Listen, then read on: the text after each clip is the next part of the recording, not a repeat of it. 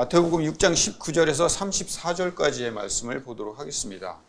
너희를 위하여 보물을 땅에 쌓아두지 말라고 했습니다. 보물이 뭐가 있을까요? 여러분들의 보물은 뭐가 있을까요? 자식이 제일 큰 보물이죠. 먹고 살 수 있는 기술력, 이것도 보물이라고 볼 수 있고, 감춰놓은 은행 잔고, 이것도 보물 중에 하나죠. 저는 사람이에요. 제가 알고 만난 교인들이 저에게는 큰 보물들입니다. 근데 이 보물을 성경은 뭐라고 얘기를 하고 있죠? 쉽게 이해할 수 있어요. 복이라고. 왜냐하면 이 산상수훈의 이야기를 계속해서 진행해가는 과정이잖아요. 너희들이 생각하는 보물을 땅에 쌓아두지 말라고 이야기를 합니다. 목숨이에요. 왜 목숨이라고 이해할 수 있죠? 25절에 보니까 그러므로 내가 너희에게 이르노니 목숨을 위하여 무엇을 먹을까 무엇을 마실까 몸을 위하여 무엇을 입을까 염려하지 말라. 그러니까 목숨과 몸이 가장 큰 보물이 되는 거죠. 이거를 조금 더 다른 말로 표현하면 생명이라고 볼 수 있죠. 복의 기준이 예수 그리스도는 달랐습니다. 어떻게 달랐다고요? 심령이 가난하고 애통하고 의에 줄이고 목마르고 화평케 하는 자들, 이런 사람들이 복이 있는 자라고 이야기를 했습니다. 그리고 그런 자들이 생명이 있는 자라고 이야기를 했습니다. 자, 20절로 이어서 가보겠습니다. 오직 너희를 위하여 보물을 하늘에 쌓아두라고 얘기합니다. 그럼 하늘은 어떤 곳입니까? 우리가 배운 거로는 죽은 이후의 내세의 생명, 이 땅에서만의 생명이 아니라 죽은 이후의 생명을 위해서 보물을 하늘에 쌓아두라. 그렇게 우리는 배웠죠. 그런데 예수님의 말씀은 이 땅을 버리고 내세에 덕을 쌓으라고 말하신 적도 없고 말하지도 않으셨어요. 왜요? 우리가 바로 전 시간에 뭘 배웠죠? 하나님의 나라가 이 땅에 임하여지기를 기도하라고 말씀하시는 분이 예수님이셨기 때문입니다. 생명을 하나님의 주권과 손에 맡기는 것, 이게 복이라는 의미예요. 조금 더 다른 구절로 이 복에 대해서 접근을 해보겠습니다. 한 사람이 두 주인을 섬기지 못한다는 말은 어떻게 이해를 해야 될까요? 우리는 어떻게 배워왔습니까? 재물을 섬기지 말고 하나님, 곧 교회에 봉사와 헌금을 많이 해서 내세에 있을 재개발 지역의 목 좋은 상가랑 아파트를 분양받으라는, 제가 좀 과격하게 표현했지만 그 말이잖아요. 내세를 강조한 거잖아요. 우리는 그렇게 40년 동안, 30년 동안, 20년 동안 배워왔잖아요. 두 주인을 섬기지 못하고 하나님을 섬기면, 재물을 섬기지 않으면 내세를 위해서 모든 것을 갖다 바치는 것이 복이라고 이야기하고, 하나님이 그걸 요구를 하셨나요? 또 하나님보다 재물이 우리에게 가까운 이유는 뭘까요? 재물을 섬길 수밖에 없는 이유는 무엇이 있을까요?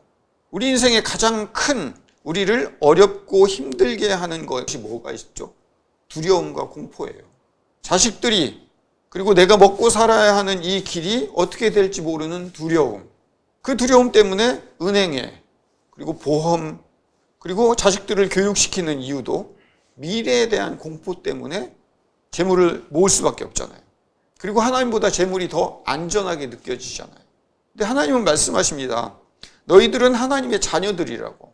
너희들의 어떠함과 상관없이 먼저 우리를 불러 구원해 주시고, 우리가 죄악 가운데 있든 성령 충만하든 그거와 상관없이 하나님이 우리를 불러내셔서 우리를 자녀로 만들어 가시겠다고 약속하신 그 하나님.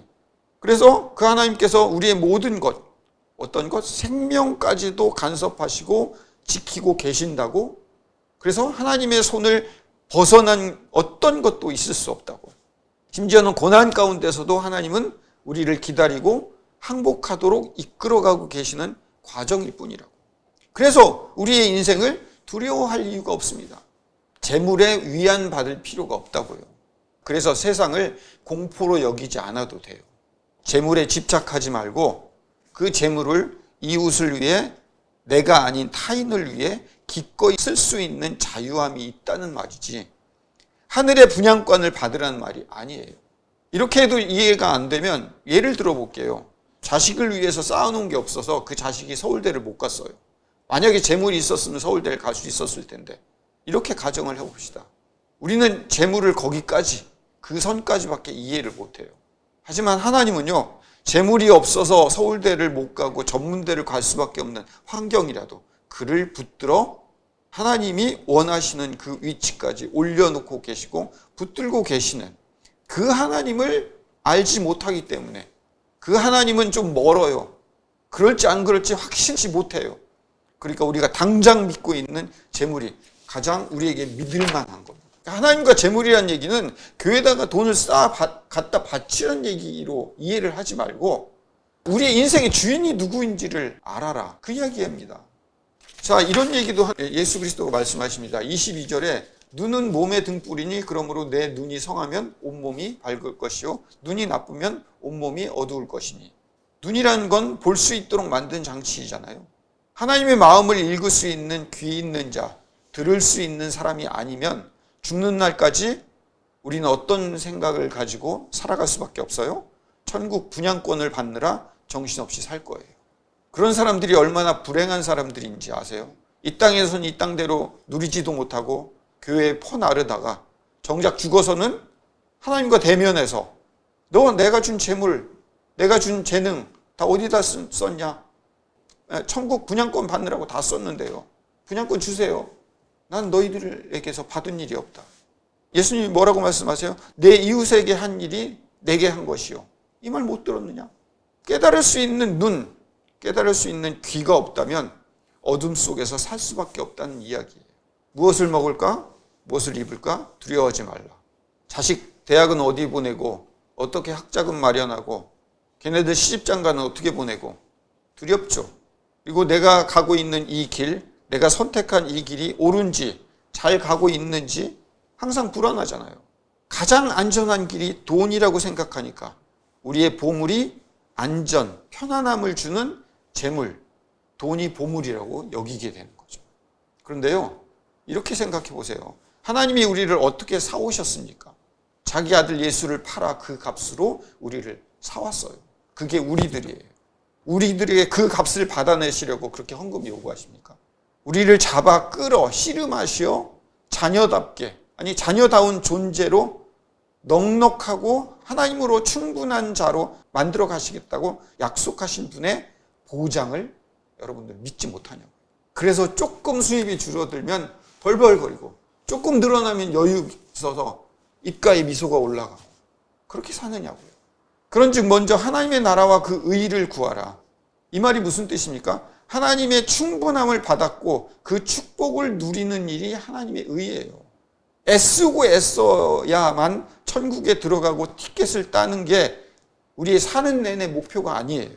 이미 받은 충분함을 얼마나 많이 세상에 전해주는 승리자로 이스라엘로 살아가느냐, 얼마나 넉넉함을 세상에 보여주느냐, 그리고 나누고 베풀 수 있는 자로 살아갈 수 있느냐, 그리고 자유로운 자로 살 수 있느냐, 이것이 하나님의 의예요. 하나님의 의가 뭡니까? 하나님의 의는 자비이잖아요. 우리의 존재로서, 우리의 노력으로서, 우리의 어떠함으로 의가 발생할 수 없는데 하나님이 우리를 자녀 삼으시고 의를 주신 거잖아요. 하나님이 주신 거잖아요. 그러니까 자유로운 자로, 베풀 수 있는 자로, 넉넉한 자로 살아가는 것이 하나님의 의예요. 이 모든 것을 이제 34절로 정리를 해보면, 그러므로 내일 일을 위하여 염려하지 마라. 내일 일은 내일이 염려할 것이요 한날의 괴로움은 그날로 족하니라. 내일 일은 내일이 염려할 것이요. 내일이 어떻게 염려해요? 내일의 주관자는 하나님이에요. 내일을 하나님이 걱정하고 염려하세요. 이 녀석을 또 어떻게 이끌어서 항복을 받아낼까? 어떻게 자녀답게 쓸까? 걱정해 주신다고요. 내일 일은 하나님이 염려할 거래요. 그래서 우리는 오늘을 자녀됨으로 사는 것으로 충분하다고.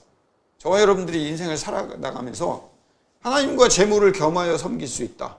그 말에 재물을 더러워하고 죄악시하고 그것도 또 문제예요. 하나님이 우리에게 그걸 통해서 하나님을 드러내시는 도구로 사용하라고 준 아주 좋은 도구예요. 어떻게 사용하느냐가 중요한 거죠. 또 하나 재물은요, 재물에 아주 놀라운 특성이 있어요. 긁어서 퍼주면 퍼줄수록 이 샘물은요, 좋고 맑고 깨끗한 것들로 가득 차게 돼요. 샘물을 덮어놓으면요, 더 이상 물이 흐르지 않고 물은 썩게 돼요. 그 하나님의 비밀을 알지 못하면 우리는 하나님과 재물 중에 그 재물을 선택하여서 안전하고 편안하고 당장 눈앞에 보이는 두려움을, 공포를 막으려고, 그걸 없애려고 하는데 사용된다는 거죠. 저와 여러분들이 오늘 하루를 살아갈 때 어떻게 살아가야 됩니까? 하나님께 맡기세요. 그러면 하나님께 맡긴다는 소리 살아가면서 많이 듣잖아요. 하나님께 맡기면 하나님이 다 해결해 주셔서 우리를 복되고 잘되고 하는 일마다 승리하게 만든다. 그렇게 하나님이 우리를 복준다라는 의미가 아니라 우리의 어떠함과 우리의 잘못과 우리의 부족함을 하나님께서 이끌어내어서 하나님이 원하시는 자로 만들어 가시는 그 하나님을 우리가 안다면 세상 살아가는데 두려운 마음으로 신앙생활을 할 것이 아니라 기쁜 마음으로 신앙생활을 할 수가 있게 되는 겁니다.